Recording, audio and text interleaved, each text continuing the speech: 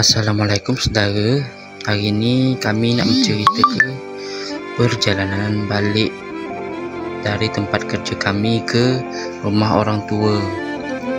Dan kami hari-hari pergi balik itu menggunakan sepeda. Itulah dia sepeda kami yang warna pink ni. Walaupun pink, tapi kita laki-laki ya, jantan.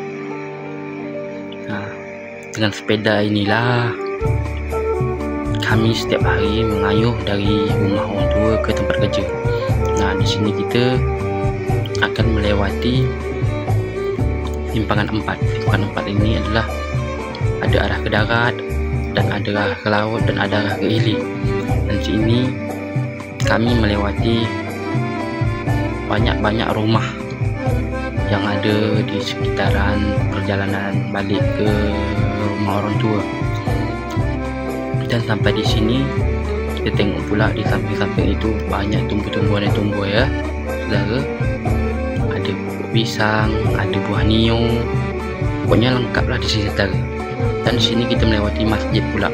Di depan itu ada jumpa kita anak-anak yang sedang bermain. Kalau di sini yang banyaknya Honda, kadang-kadang sepeda listrik banyak juga saudara. Dan di sini saya melewati perjalanan dan melewati kuburan. Di samping itu ada kuburan, di kuburan. Dan di sini itu adalah sekolah. Setelah itu dan kita tetap melewati perjalanan yang becek-becek ini saudara. Walaupun becek, inilah tempat yang kami lewati hari ini saudara. Dan ini kami sepilkanlah bentuk sepedanya.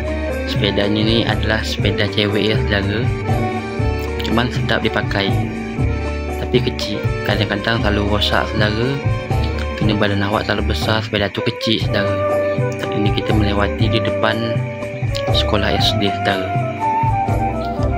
Dari SD ini menuju ke tempat rumah mak mertua saya tu lumayan jauh saudara, sekitar 2 batang rokok lah.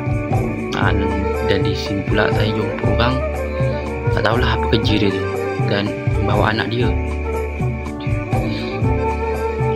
Dan kita teruslah melajukan sepeda kita itu. Walaupun kadang sepeda tu berbunyi krok,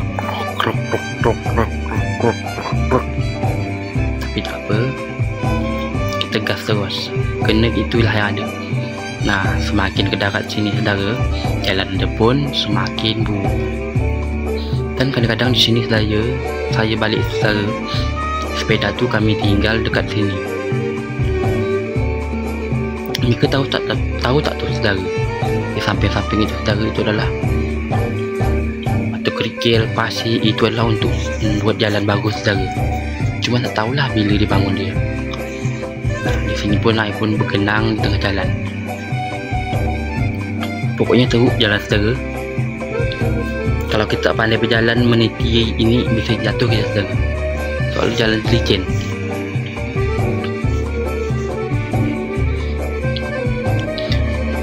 Setelah dari situ saudara, kita tidak menemukan lagi lah jalan yang bagus.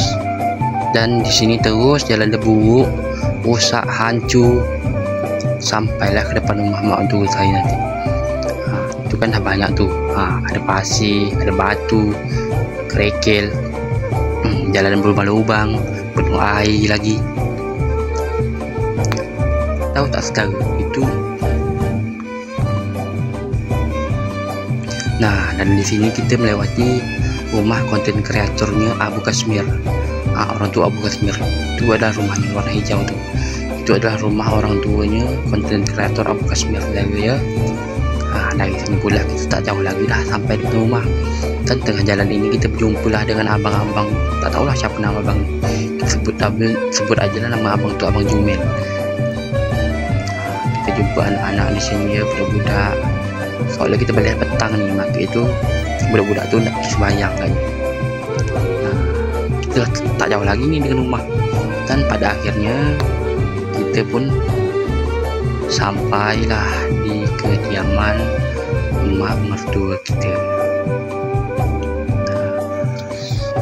Dan sampailah ke rumah kelanjutan kita pun memarkirlah sepeda andalan kita, walaupun kecil warna pink, dia lah menemani kita hari-hari.